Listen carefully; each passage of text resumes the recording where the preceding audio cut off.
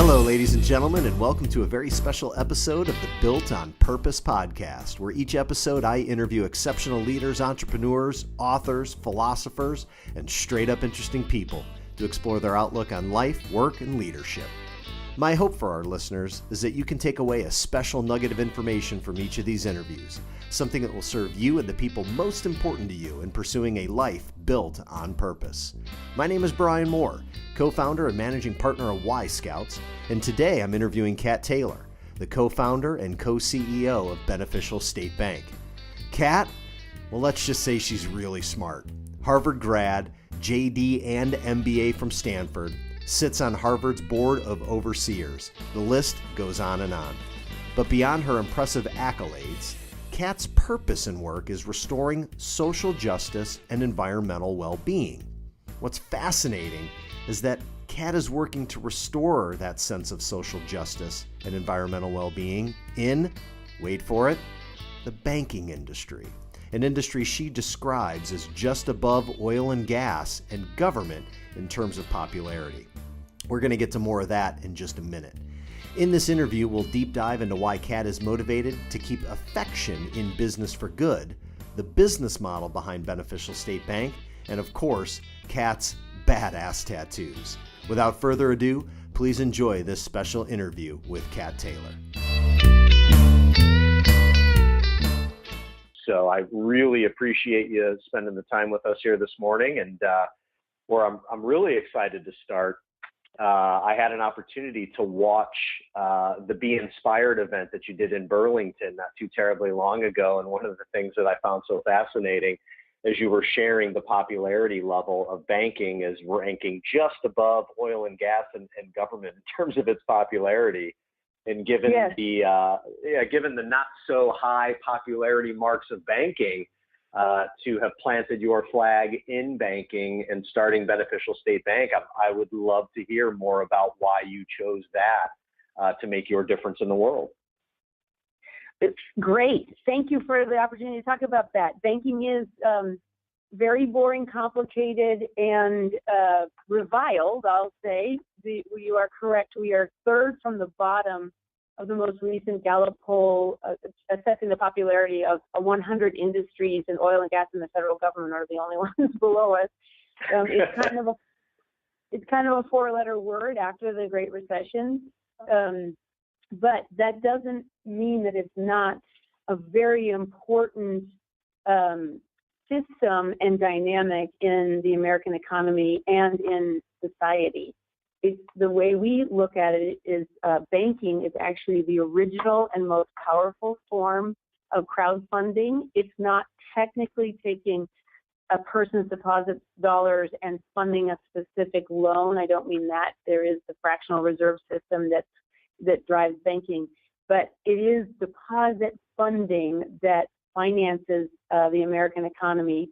And the two primary functions of banking have been and should be providing that finance for the economy, the amplification of the money supply is another way to think about it, and then, when needed, liquidity for the depositors who provided the funding in the first place. So when we need to buy a car or a home or send someone to college, those kind of expenditures are large, lumpy expenditures, and we need to finance them too. So there are $12 trillion, I think, at this moment in time of depositor funding in the American economy. That's a very large number. And we feel that the reform of banking that's most needed is to rebalance the critical stakeholders of banking and meet their expectations. So, of course, we have responsibilities to shareholders in the bank system, but we also have responsibilities to the depositors who provide that funding, to the borrowers who are trying to build the new economy, to the communities that will be so greatly influenced by the nature of our economies, and to the environment upon which we all depend. So we wanted to take a sort of refreshed view of banking and design a bank model that could prove it was financially viable at the same time that it produces social justice and environmental well-being by respecting those stakeholder groups. And when that bank model was proven, which it now has been profitable for several years, use that to reactivate communities of deposit capital, communities of equity capital, and most importantly, human capital, to redirect the banking system, to change the banking system for good. It's just way too powerful in terms of the societal outcomes it produces not to pay a lot of attention to it. Well, and you have certainly furthered that mission by the way you've organized Beneficial State Bank, in that all of the profits, when made, are given directly to the foundation for a reinvestment into the communities that you serve. Can you talk a little bit about, perhaps, was there any pushback by any of your stakeholders, maybe with an emphasis on some of the original investors or shareholders, at that type of a model, which is incredibly different from the traditional banking model? Yeah. So that there are three features to our bank model that are radically different from banking as we've known it in the last 30 years. The first one, we're not expecting the banking system to take up necessarily, but it is, as you say, that 100% of the economic rights of Beneficial State Bank belong to the Beneficial State Foundation. That is a public charity foundation, so it is permanently governed in the public interest. It cannot be controlled by private individuals, and it draws its representation from three organizations, the Tides Foundation, which is a broad national grant-making foundation, to us representing community development, to Bridge Housing, the largest affordable nonprofit housing developer on the West Coast, representing fair access to housing for us, and until recently, East Bay College Fund, a smaller but very effective nonprofit in the Oakland area, where representing to us access to high quality higher education.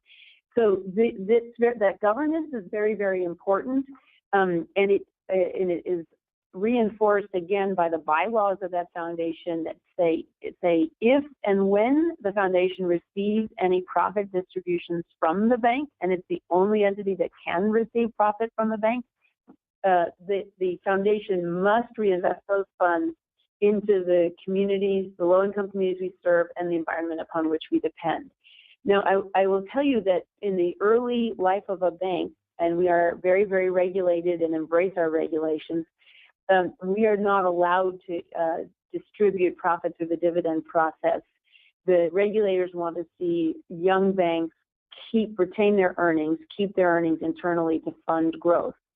So until we get to the point where we can issue dividends, we have capitalized the foundation with external resources, and the foundation gives away in sponsorships of nonprofits in all of our communities and markets the equivalent of about 10% of our profits each year. So we're trying to live up to that promise before we're actually technically allowed to do that. But you are correct that if the front end of the banking cycle is a form of crowdfunding, that deposit gathering and lending, the back end of profit distribution in our model is a very high complement to the bank's activities.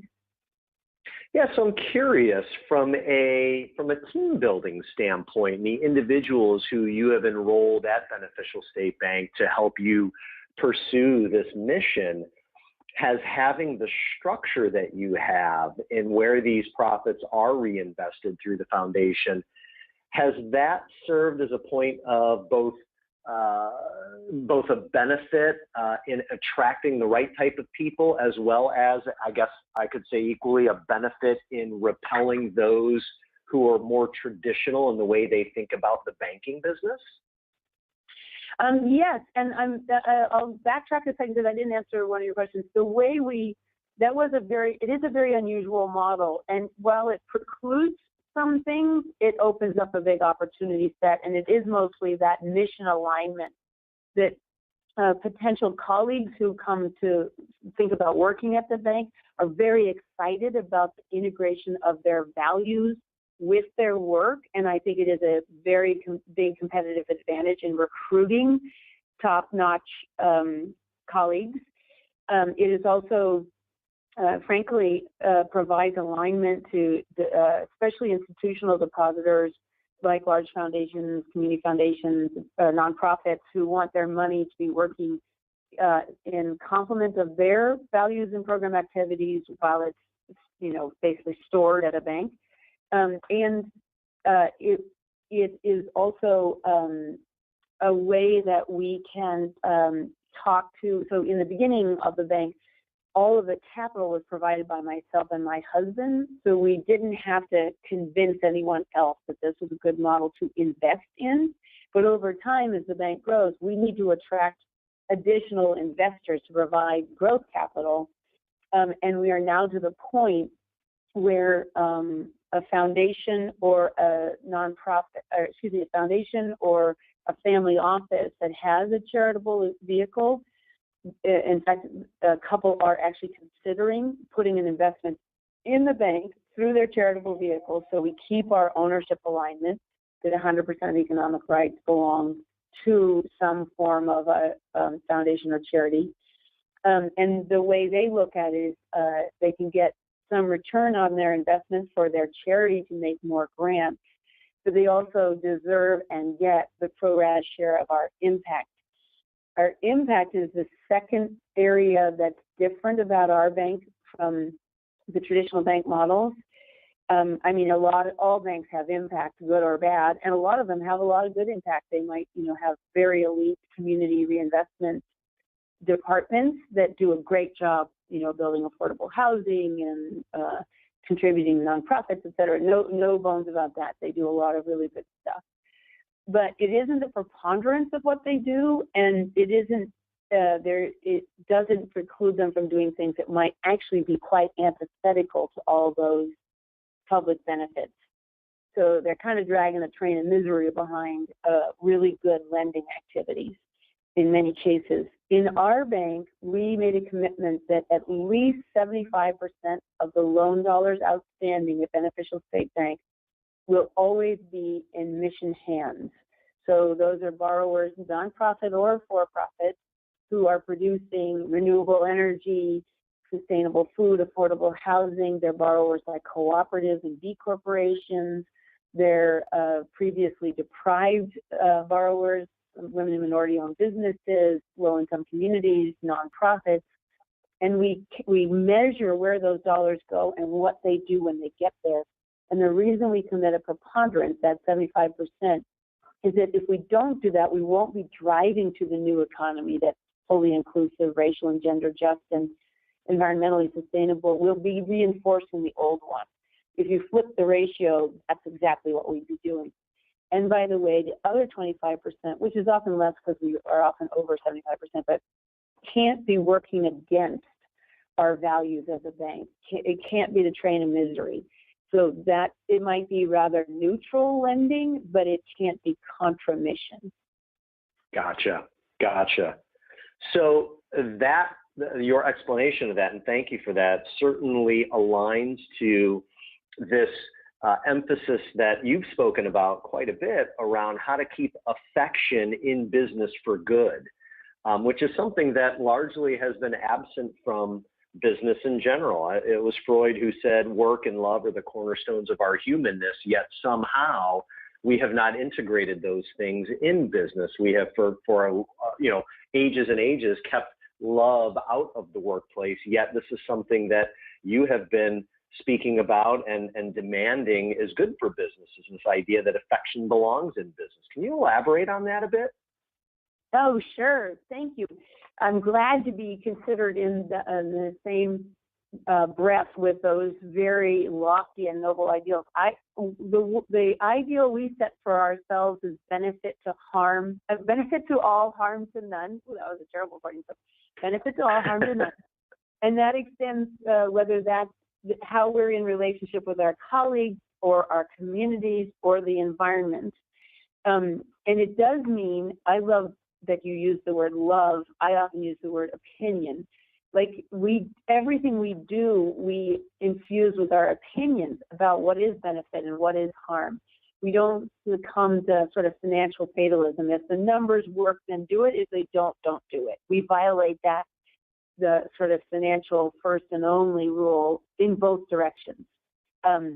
We do have to be sustainable from a financial standpoint so that we can keep doing what we're doing, but we are trying to create, the best place to work. That's actually highly correlated. That ranking, best place to work rankings, is highly correlated with outsized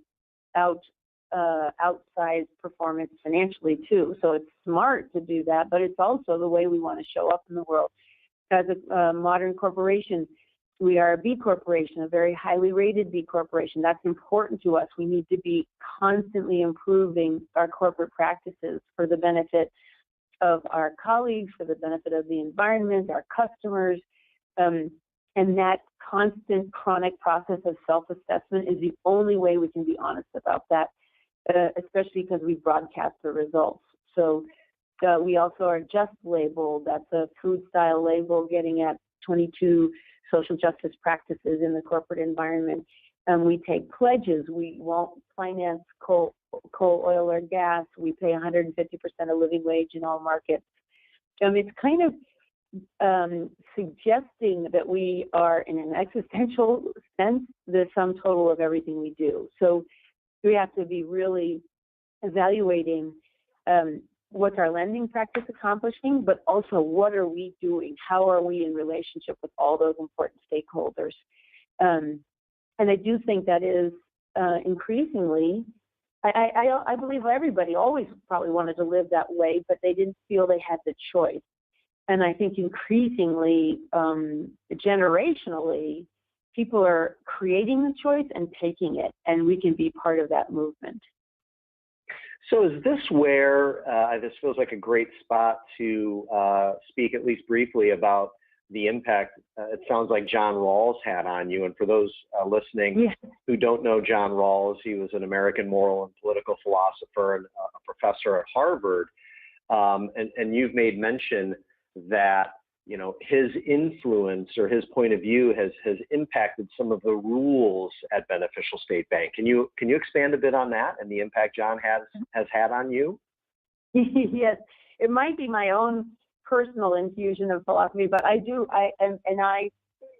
a layperson, so I might reduce it incorrectly. But the way I think about it is, he was suggesting design the world as if you don't know what role, where you'll land in it, what your resource allocation will be, what your capacities will be, what your obstacles might be. So another way to think about it is, we all do better when we all do better. So let's solve for that. Bring 100% of us through, not some sort of hierarchical kind of fierce competition where a few do really well and everyone else kind of suffers. So I do think that's at root of the bank's philosophy, a firm belief in the value of every individual and our ability for everyone to do well if that's what we set out to do. I think that's also at root of our newest tagline, which is change the banking system for good. It seems so improbable for a now $600 million in assets bank to say that when the biggest bank in the system is $2 trillion in assets. That's 3 times bigger than the Veterans Administration, and we know how difficult and challenging it has been to run the Veterans Administration. So running $2 trillion organizations is complex, and the jury is out about how well anyone could do that. But you get my point that we are overwhelmed by the size of the banking industry. Nonetheless, if we don't aim that high, we won't activate the incredible power of the collective. It is those depositors that have the ability to put their deposits where they want them to be, or to change the institutions where they are and say, this is what I want to be a part of. Can you meet me there? So we have a lot of belief in the value of every individual, the power of the collective, and that we actually will all do better when we all do better. And that's an equilibrium or a stasis that we can get to. We don't need to stay in the reductionist one where sort of a competitive hierarchy keeps every 99% of the people down. It's incredibly refreshing to hear this. It provides a tremendous amount of hope. Clearly, the way things are working today on a whole are less than optimal, and organizations like yours who are charting a new course are exactly the recipe we need to improve life and well-being and social justice for everybody. So it's awesome. I'm curious. As it relates to the leadership team, I noticed as I was looking at the leadership team for Beneficial that you have a co-CEO, Daniel, and I'm wondering how that decision was arrived at, and frankly, how you two strengthen and balance one another out. It seems to be a bit of a departure from what you'd find at any other bank to have a co-CEO relationship. Yeah. It's very new age, isn't it? And actually, we ourselves resisted it for a while.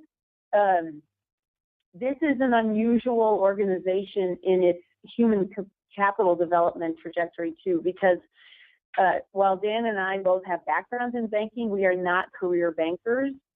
We are, both of us, just devoted to the mission of the bank and devoted to building the human capital of beneficial banking in general. So we're always trying to organize in whatever is the best way for the bank. In the beginning, I was actually the third CEO of the bank, but I was just a traditional CEO, well, a very non-traditional, but we had a traditional org chart, put it that way. And as the bank was growing and evolving, we have to actually grow a movement and an ecosystem at the same time that we grow and run a unique bank model.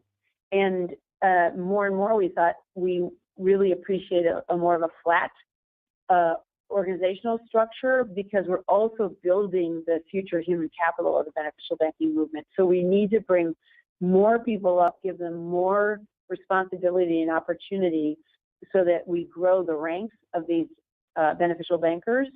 So it made a lot of sense eventually to become co-CEOs, where Dan can focus on the organizational development and human capital growth of the bank itself. And not to say that he isn't also out on the road doing business development and speaking and things like that, but that's his focus. My focus is the external role, the development of resources, of the ecosystem, of the movement, of the visibility, of the value proposition. And then we come together and work jointly and with the whole team on growth strategies and product development, M&A. We just announced the signing of a definitive last week to merge with a wonderful financial institution called Pan American. It's really the combination of finance and thrift. It has been a very honorable and good auto lender in 5 branches of the Central Valley, and Pan American Bank, which is a legendary Hispanic Latino bank in East LA and North Hollywood. So we have to do a lot of things at once, and we need all hands on deck, and we need fully empowered, endowed executives. So why not spread the authority a little bit more to get all of this done at once? That's fantastic. Just great. So I'd like to, if I can, I want to transition for the last few minutes we have here to a couple of more personal things that I just find fascinating. One of which is the amount of educational accomplishments that you've achieved to date. You are someone that I would consider a relentless learner. What are you learning today? What are you going after? Well, thank you. That is a high compliment. I hope I am a lifelong learner. I'm actually thinking about going back to school when the dust settles a little bit. But I think my approach to learning in the past is a little bit credential-oriented, being aware as a woman that sometimes you need over-credentialing to step into certain economic sectors or to step back after timeout. In my more mature years, really value learning for its endemic value, period, for keeping an open mind and sort of accruing more knowledge and more experience and learning from many, many other people. So I am steeped right now in learning around financial system issues because of the bank, and there's so many experts out there and so much rethinking. We actually run 2 venture companies alongside the bank so that we can participate more in the new economy, and as a result, we meet remarkable fintech companies, financial technology companies.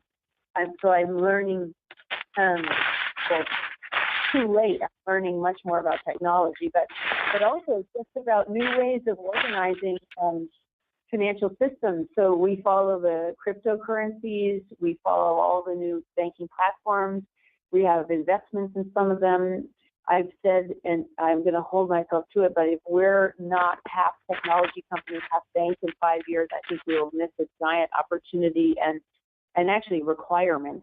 I am very lucky in that I still get to stay pretty involved with Tomcat Ranch, which is our family ranch that is more like a learning laboratory around land management that addresses climate change, healthy food, biodiversity, water management, etc. That's where I think I want to go back to school. I think I need to go get a degree in biochemistry because soils are so important to our road forward and have been misunderstood for some time. But I think it's actually, the learning journey is that collective one too, because so many times I find myself learning new things amidst a whole group of people whose point of view is just make much more robust the learning offering. So it's a great time to be alive and learning and part of the greater collective. That's fantastic. The last thing that I'd like to touch on, I hope you'll indulge me, is you've got some pretty badass tattoos. How do you choose? How do you choose what you're going to decorate yourself with? I have to know. Well, honestly, it was a little too haphazard a couple of times. So I'm on hiatus, but I was just thinking that I might be due for another tattoo. The tattoos that have the most meaning to me, one is a Navajo sun, because the sun is the source of all energy, and I have deep respect for the long-running indigenous cultures that managed to live on this planet for 10,000 years, which we're struggling to do at the moment. So, and then anyone's inspired by my children, which are a few. But honestly, the first tattoo I got was just to shake myself up, to, stay different and make a commitment to diversity that would never go away and that would be quite visible to others.